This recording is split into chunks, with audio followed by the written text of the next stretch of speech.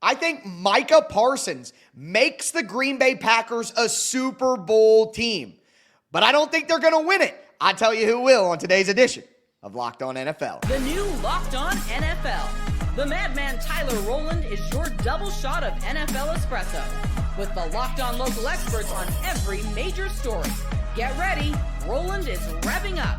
The new Locked On NFL starts now. Locked On Podcast Network. Your team every day.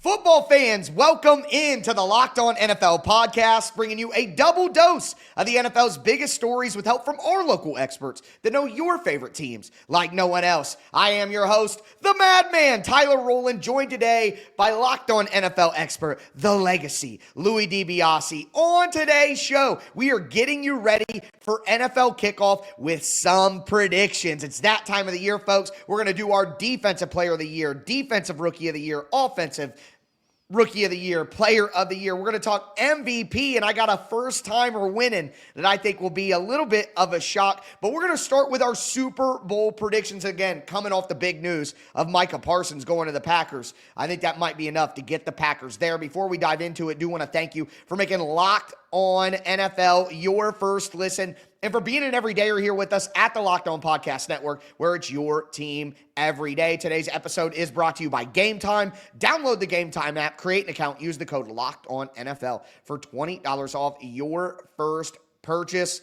Louis, I'm coming right out of the gate here. I think the Green Bay Packers make it to the Super Bowl after the trade of Micah Parsons. I know obviously you cover the Eagles, but you do a great job of, being fair and everything like that. Just from an NFC standpoint at this time, do you agree with the Packers going in, or who do you have making it to the Super Bowl in the NFC? So I do have the Packers making it to the Final Four of the NFL. I think they make the NFC Championship. But for me, and I know it's kind of a heart pick, but everything's on paper right now. And I still think the Philadelphia Eagles have the most complete roster on paper. And until it's proven otherwise, they have to be my pick. And I do understand how hard it is to make it back there year after year. But I do think they have the talent to do it, kind of like Kansas City's been doing it in the AFC. So I still have Philadelphia getting there. I don't have them going back-to-back and repeating as champion.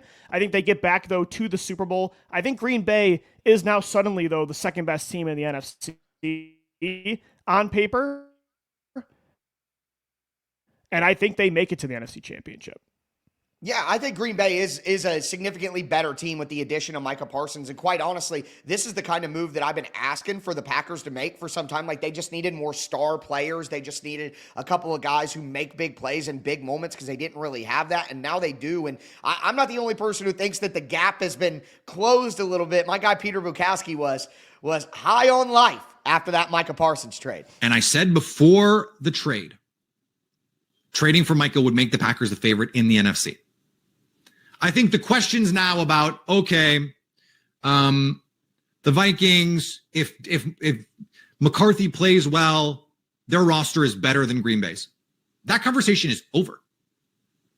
The Vikings do not have a defensive player in Micah Parsons' stratosphere, and the whole case for the Vikings was they're more talented. You just have to wonder about the quarterback. Well, whatever delta there was there has been closed. The Bears, they're still at the kids' table. Until further notice, they're at the kids' table. Okay?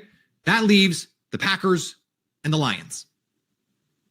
And I believed the Packers were on par with the Lions, that continuity gave them that opportunity, that internal development gave them that opportunity, and that health gave them that opportunity. Jordan Love healthy, the addition to Matthew Golden, who looks like he could be not a Hall of Fame level player, but you want to talk about the delta between the Packers and the Eagles in blue chip, red chip players. You're hoping Matthew Golden helps you close that gap too. Micah Parsons absolutely helps you close that gap. So now it's the Packers and the Lions. I thought they were on pretty equal footing coming into the season. The Lions have the more difficult schedule. I picked the Packers to win the division. So how can I do anything other than pick them to win this division now with Micah Parsons? So obviously, I think they're going to win the division in the NFC North. But again, I'll take it a step further. I think they do find a way to get to the Super Bowl. I think again, Micah Parsons is the perfect fit, and I think Philadelphia will be right there too. I think that will be the NFC Championship game.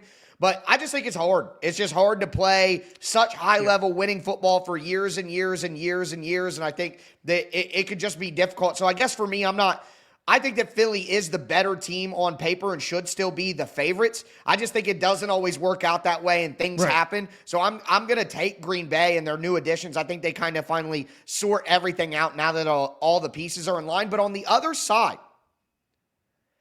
my Super Bowl winner who beats Green Bay is the Buffalo Bills. I think it's time. I think Josh Allen got his MVP last year, which checked that box he deserved that for his career.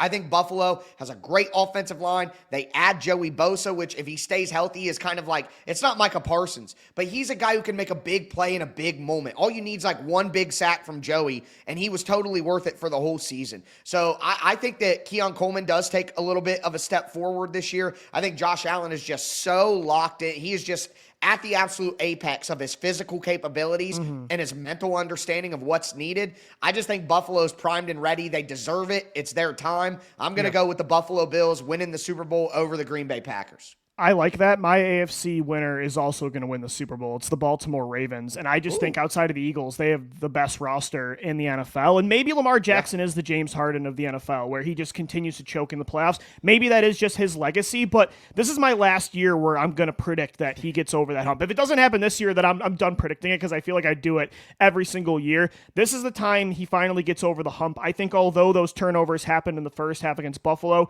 seeing that final drive where he led the comeback and they should have tied the game and forced overtime. Seeing that showed me, okay, when you get this many at-bats in the postseason with this much talent around him, unlike Josh Allen, like Lamar's roster is so good that you imagine eventually they almost just even trip into the AFC Championship, trip into the Super Bowl. And I did see some progress in the playoffs with that clutch gene. So I'm going to finally, like one last time, say Baltimore gets over the hump instead of Buffalo because of the roster talent. I think they beat the Chiefs in the AFC Championship game, and I think they beat the Eagles in the Super Bowl. Again, like you were saying with the Eagles, the theory, like there's nothing about the Eagles that tells me that suddenly they should regress this year. But like you said, in the NFL, it's only happened twice in my lifetime where a team has repeated. So my heart says the Eagles, but my head's going to go with the Ravens.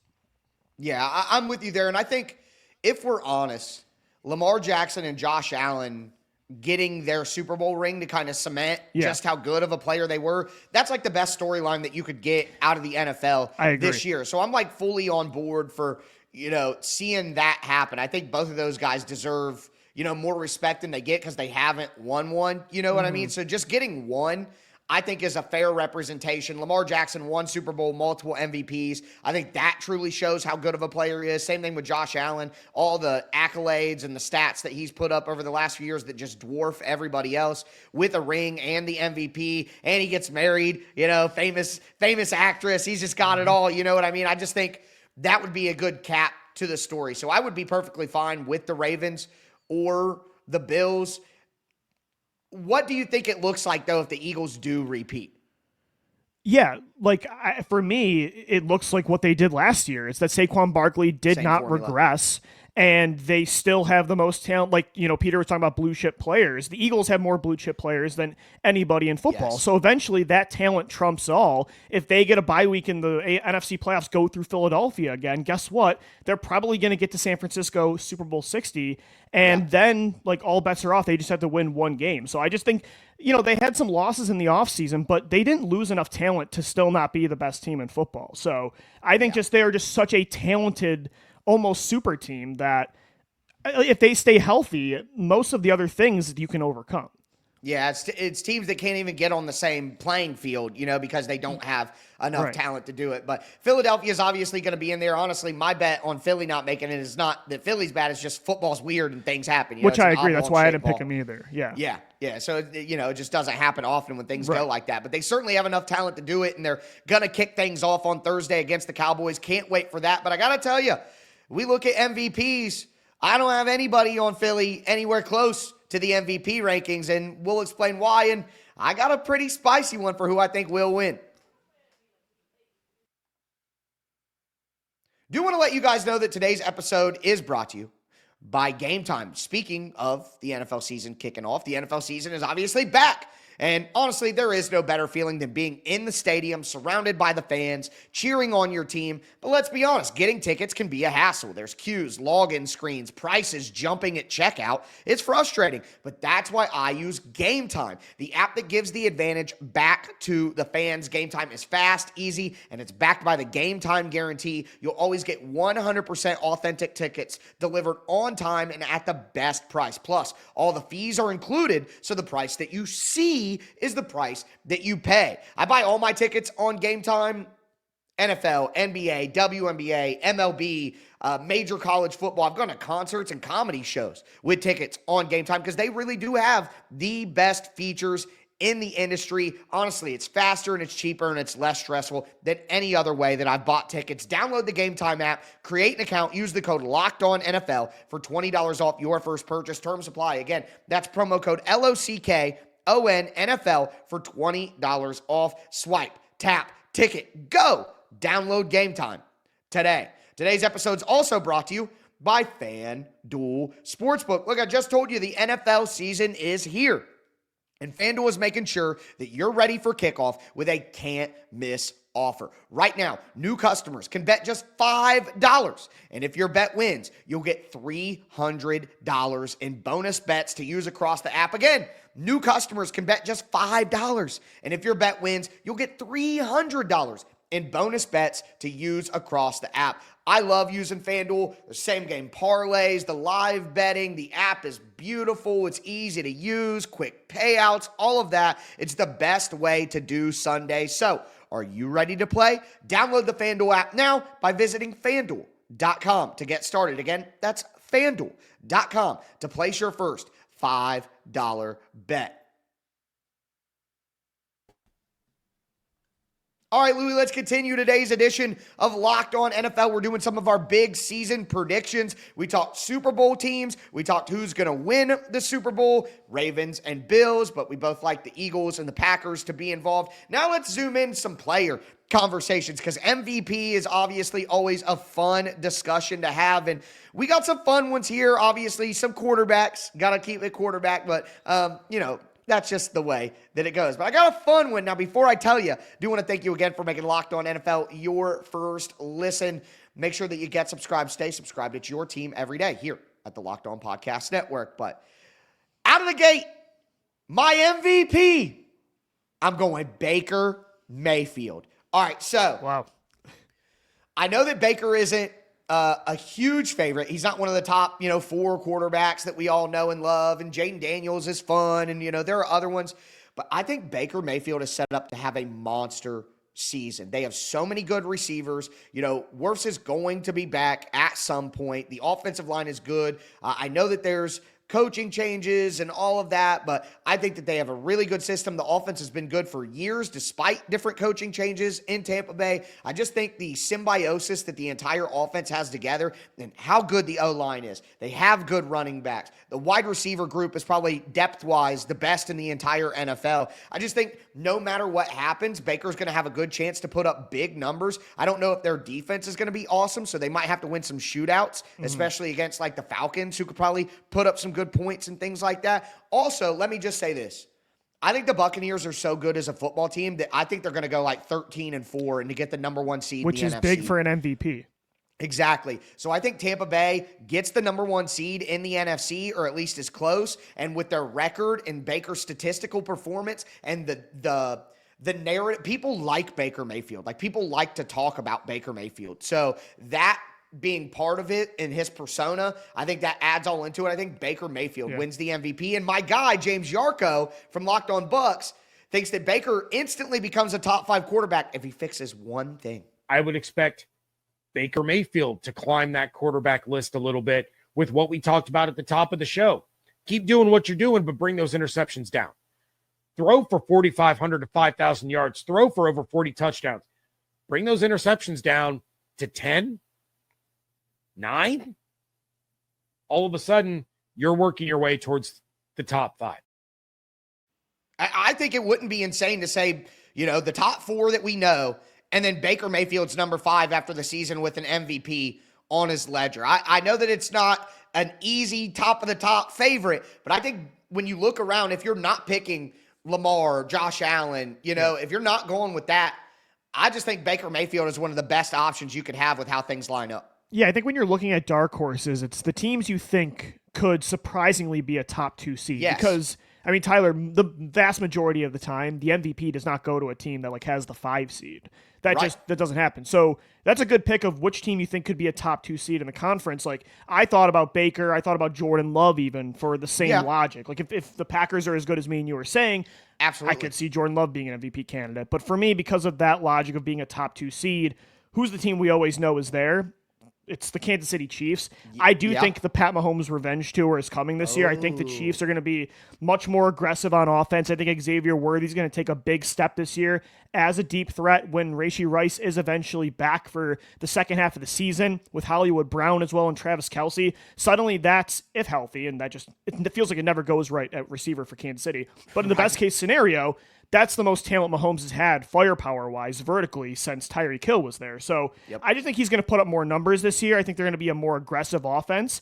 And when you look at just how the voters normally do this, it felt like Josh Allen's turn last year. Lamar has 2. Unless there's a Jordan Love or Baker that just blows up the NFL this year, I just feel like eventually it kind of goes back to that, all right, now let's give it back to the guy that normally wins it. That's clearly the best player in the league. So I think a lot of things are kind of building up to be a Mahomes MVP year, and I think he gets his 3rd this season. I don't think that's crazy. Honestly, I was staring at Mahomes. Yeah. It was him and It's Burrow. A boring pick, but Right. But I think you absolutely could be onto something. And I think there's even a chance that I've talked about how I don't think Kansas City wins the division. I think that Mahomes could still win MVP if they go 11-5 and the rest of the team just doesn't look awesome and he's just absolutely disgusting. I think one big factor that can play into it is Josh Simmons at left tackle. His left tackle play and the offensive line has kind of been up and down the last couple of years. He's had to get the ball out quick. He can't push the ball down the field because they haven't trusted their offensive line. He's basically had to be, he had to play like Tom Brady style more than Pat Mahomes style the last couple of years to deal with that offense. So if Josh Simmons is really as good as all these reports out of Kansas City are saying, and Mahomes has real blindside protection and a strong offensive line that he's confident in, not only will he feel more confident, but Andy Reid will feel more confident to call some of those downfield plays to take advantage of Mahomes' arm a little bit more. I think the fatigue of Pat Mahomes has worn off. I think that's worn off, and that could help him. Yeah, like you're saying, he hasn't got it in a couple of years. It's they didn't win last year. It's like so much of this, and we are media, you know what I mean? But people love a good story. It's not just pure stats and all of that. There is a narrative to it, and the Pat Mahomes revenge tour after the fatigue of them being so good has worn off a little bit. I think you're right on. I think it may be boring, but that's an excellent pick. And when you look at who's voting, Tyler, a lot of the times it is beat reporters for other teams. They're not watching every single game of these quarterbacks. So a lot of the times these people are box score scouting. Mahomes hasn't had the numbers to back up that he's clearly elevating sometimes tougher situations that everybody just assumes the Chiefs have everything perfect. But like you said, their weapons haven't always been great. They've been injured. The offensive line's been inconsistent.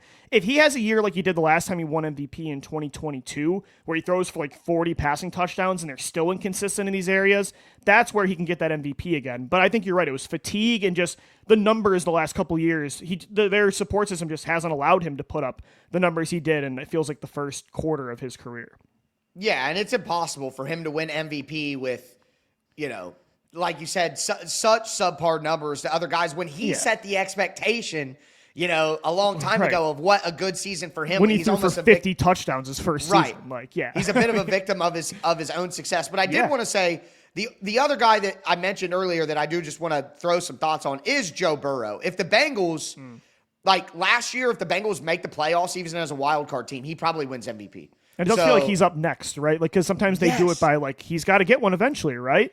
So that's a good one too. The big four. You know, you got Mahomes, Lamar. They've all got him. Josh and Burrow, and he's the only one that doesn't have it. That's a good point.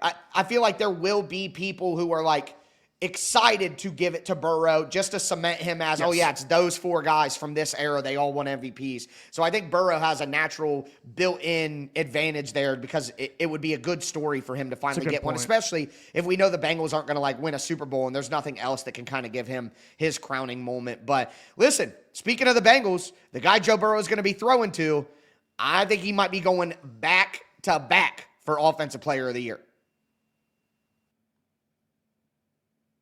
Do want to let you know that today's episode is brought to you by Yahoo Fantasy. The NFL season is here, folks, and you can feel the buzz. Fantasy football season is here as well. Everyone's researching, drafting, building their championship squads. If you haven't joined a league yet, now is the time, and it's all happening on Yahoo Fantasy. This year, me, Louie, we're going to be playing fantasy football on Yahoo Fantasy, and you should too, whether you're a first-timer or a veteran creating your millionth league. Yahoo is loaded with fun new ways to compete and brand new features that make the game even better. Kickoff is on September 4th. Now is the time to start playing Yahoo Fantasy Football with so many ways to compete. You could do a guillotine league where the lowest scoring team gets eliminated each week. You could play with friends in the new Draft with Friends mode. You can play the classics and get a crew together for a head-to-head private league. No crew, no problem. Join a public league. That's the easiest way to play. The NFL season kicks off September 4th, so don't wait. Start your league now. Draft now at yahoofantasy.com/LockedOnNFL. That's yahoofantasy.com/LockedOnNFL. Today's episode is also brought to you by Monarch Money. Most people can't name all their financial accounts or even what they're worth, whether it's 401ks, properties, investments. When you don't have the full picture, you can end up leaving money on the table. That's why there is Monarch Money. It's an all-in-one personal finance tool that brings your entire financial life together in one clean and easy-to-use interface, or as I like to call it, Cleasy, on your laptop or on your phone. Monarch does the heavy lifting for you. You can link all your accounts in minutes, see clear data visuals, get smart categorization of your spending, and finally feel in control of your money. When I started using Monarch, I didn't realize just how much I was spending on online shopping, and I've been getting into investing later, so having everything together, it makes it really, really easy to manage my full financial picture, and I feel like I'm not letting anything go to waste. You got to make sure you don't let any financial opportunities slip through the cracks. Use the code LOCKEDONNFL at monarchmoney.com in your browser for half off your first year. That's 50% off your first year at monarchmoney.com with code LOCKEDONNFL.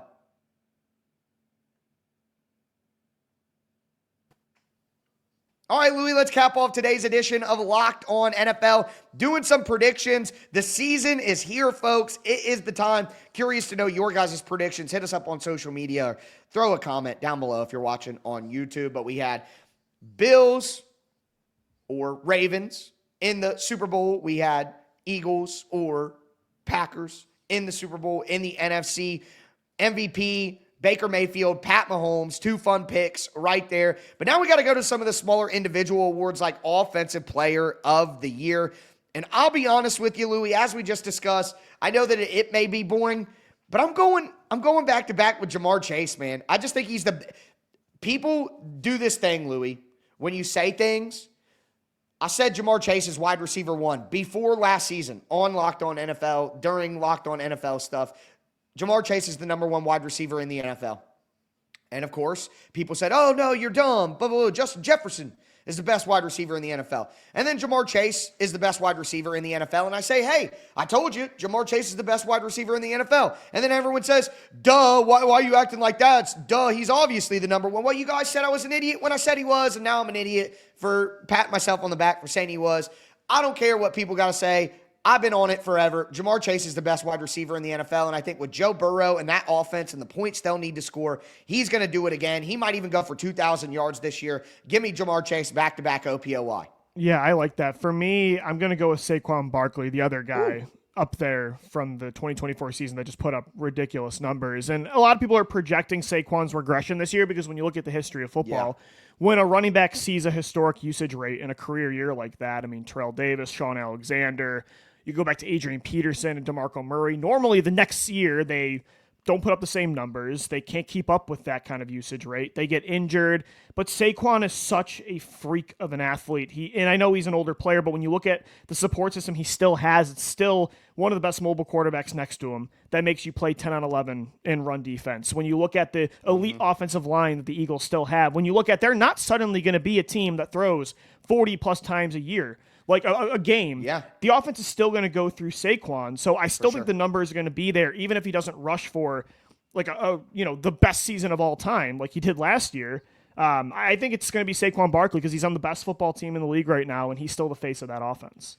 My only concern is that the Eagles won't go as hard as they went last year because they already won the Super Bowl. So they're less like, it's just natural, like aggressiveness. Which would be what I hope for. I don't know. What I saw this summer still tells me like they're going to be a clear run first offense. That doesn't seem like Nick Sirianni's personality to not go full aggression. So Now, a little bit of home cooking with the Saquon pick, but obviously very smart after 2,000 yards last year. Champ right there. But I'm going to keep the home cooking going as we go to Offensive Rookie of the Year. I got to take Cam Ward. It's just such a quarterback award.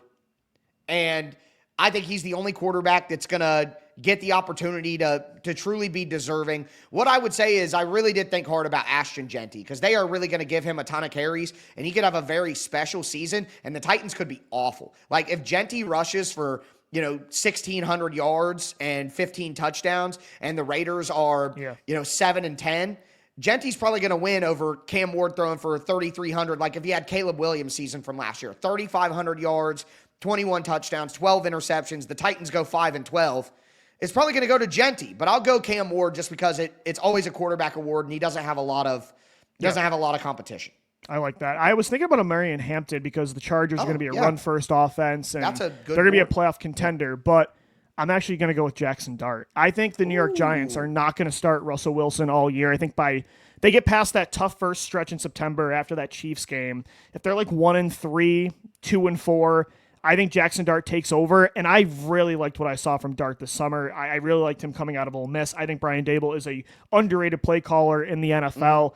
I think Dart could do enough where the Giants are competitive and they win like 7 to 8 games, or maybe they're this year's Commanders and like he gets them in the playoffs like Bo Nix did last year, Jaden Daniels. So I'm going to go with Jackson Dart. He needs to get on the field first, it's tough right now to pick somebody that's not a starter, but I'm not projecting Russell Wilson's going to be the guy all year. And I'm drinking the Kool-Aid. I really liked what I saw from Dart this summer. I think that the other rookie quarterbacks, Dart, Shuck, Sanders, Gabriel, whatever you want to do, flip-flop in there, I think they could actually get an advantage on Cam Ward if they don't play most of the season. Because if you're Jackson Dart and you only play 10 games, 11 games, and you were awesome, you may not have the stats that Cam Ward does, but they're going to be like, oh, well, he didn't get to play all year and he was much more impressive. That's why he's winning it, even though the stats aren't as good. So I think actually not starting the season for these other rookies, if they come in and gangbusters and win games for their team like you're thinking Dart might do, I think that might actually help them, where you would think like, well, only playing in 11 or 12 games, I actually think it could help. Right, and I think he's going to put up rushing stats. Like I think he loves the deep ball. I just think he's a good fit in that offense. So, I mean, and the other thing is, too, it's from an odds perspective. If you want, like, more bang for your buck, I mean, he's an underrated pick at a position that normally wins most awards, quarterback. Yeah. So, I was thinking about Marion Hampton and Cam Ward, but I'm going to lean with Jackson Dart. No, I think that if you're looking for value on the board, that's a great play. He impressed me more than the other rookie quarterbacks that we talked about that could be the other guys. So, we move to defense. Look, we've been talking Packers all show in one way or another. I think Micah Parsons just comes out there and goes nuts because he's mad about getting traded, and he's in a new environment, a better environment than Dallas. I'm going to go with Micah Parsons for Defensive Player of the Year. I agree with you. It just feels like if the NFL was scripted, it's so obviously Parsons, and it's just right in Jerry Jones' face that he wins Defensive Player of the Year. So that's my pick, too. Yeah, I'm with you there. And again, narratives, people will love to give that because people want to they want crap Parsons on the Cowboys. To be it, of course. Yeah, absolutely. Right, people want to stick it to Jerry Jones just because people don't the Cowboys guy that's on that committee is voting for Micah Parsons. Right. 100%. Now, for Defensive Rookie of the Year, Louis, I know that you're a big fan of a guy who's doing things down in Atlanta. Your Defensive Rookie of the Year pick is? James Pierce. I really like James Pierce. And listen, you're not alone. My guy Aaron Freeman from Locked On Falcons, he has been very impressed with James Pierce in the preseason. James Pierce Jr., right? Where I think he was arguably even better against Tennessee than he was in that first preseason action against the Lions, because you got to see a little bit more array of his pass rush moves. You got to see a little bit of power from James Pierce in addition to the speed that we've seen from him in this game. You had a really nice bull rush against Jalen Duncan in the second half of this game, and we'll see how it translates to the regular season. You like seeing the flashes. That was a question about James Pierce. Like, we knew he had power, but is his power really going to be effective against starting caliber offensive tackles? We saw it against Dan Moore for 1 rep. We didn't quite see it for JC Latham. Obviously, we're going to see plenty more opportunities for him to showcase that power against regular season against starting caliber offensive tackles, and probably a couple of backups that will start games and whatnot. Hopefully we'll get a couple of Jalen Duncans on the radar this upcoming season. We got one potentially in week 1 with Tristan Wirfs being on the lineup. Shout out to Charlie Heck. But as we've talked about a number of times on this podcast over the last several months and years, power translates. The one thing that NFL offensive tackles will tell you consistently is that they do not want guys to cave in their chest. And again, while James Pierce has that sort of power, does he have enough to really be effective consistently with that power at the next level? And in addition to the speed rush, because now if you have both the speed and the power, you're going to be really dangerous. And that's something that you seem to agree with based on what you saw from him coming out of college. I just think it's so reminiscent to when Brian Burns fell in the draft in 2019, and there's pass rushers that went ahead of him that clearly weren't as talented. And there's these random concerns. Like, I didn't hear I didn't know what the context was about the off the field stuff with James Pierce, but I think he's going to be that guy kind of like Burns, that speed rusher that gets double-digit sacks his rookie year. And I think the Falcons are making the playoffs this year, so that helps. I know they gave up a first-round pick next year for him. I think it was worth it, and I would have even taken him over Jalen Walker early. So Pierce is my pick. Yeah, I'm with you there. I liked Pierce. I thought trading what they traded up to get him was quite expensive during the draft, but if he's looking like this, I mean, he clearly has all the talent in the world. My pick is going to go a different way. Usually, I feel like defensive rookie of the year does tend to go to defensive linemen, linebackers, because their stats are more obvious and their plays more obvious. But I think the football discussion has gotten more intelligent, and I think defensive backs can get more love. And a guy like Jahdae Barron from the Denver Broncos, who I think is going to be super versatile, could do different things. He's going to be able to make physical plays up in the box. He's going to be able to get takeaways. They have a really, really good defense, and they're just going to use him as like a chess piece in the defense. I think Jahdae Barron could be a defensive back that wins Rookie of the Year. So I'm going to go with that. And he gets picks, right? I mean, you look at a couple years ago, it was down to Sauce Gardner and Reek Woolen. So I think you're right. It has gotten more nuanced with these conversations. So I think a DB could absolutely win. And he's, as a slot guy, he's going to wear a lot of hats, kind of like Cooper DeJean last year for the Eagles, who was a Rookie of the Year finalist. Yeah, I think that nickelback position, because you're so involved in the run game with how much nickel is played on early downs. You know, nickelbacks really are almost pseudo linebackers to a point. So doing so many things, I think that'll get attention. I think the Broncos are a good team. That has to happen too. You got to get attention for that. But yeah, that's going to be my pick there. But football season is back, folks. We're here next couple of days here on the show. We're going to be doing predictions and things like that. Thanks again for making Locked On NFL your first listen. For your second listen, check out Locked On Fantasy Football. You got Vinny Iyer. You got my girl, the Data Queen, Michelle Majuk, who's also a host here on Locked On NFL, getting you ready for your fantasy drafts. I'm sure if you haven't drafted yet, it's right around the corner. So make sure that you check out Locked On Fantasy Football, not only for your draft, but to make sure you're doing the right stuff all year long, because managing your team is just as important as having a good draft, folks. But that's going to do it for us today. I am your host, the Madman Tyler Rowland, for my co-host, The Legacy, Louis DiBiase. As we tell you every episode, thanks for tuning in, and stay safe out there.